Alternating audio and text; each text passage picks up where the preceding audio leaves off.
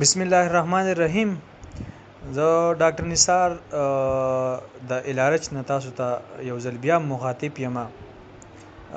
رونو مینوالو څنګه چې تاسو ته پته ده چې زمونږ په دې ملک کې یو وبا او په ټوله دنیا کې دا یو وبا خوره شوې ده او زمونږ د ملک حکومت د لاک ډاون د ختمېدو فیصله کړې ده. نو د دې به زه تاسو ته دا ووایم چې د دې دا مطلب نه دی چې یاره لاک ډاون ختم شو او مونږه په زول د خپل کورونو نه بار ته وځو او په معمولي شیزونو پسې د کور نه بار ته 3-4 کسان ځي. نو زما تاسو ته دا ریکوست دی او دا درخواست دی چې تاسو مهرباني وکئ د کورونو نه بار ته مو وځئ. دا وبا او دا کورونا په نوم باندې چې کوم بیماری ده دا لا اوس هم ختمه شوې نه ده.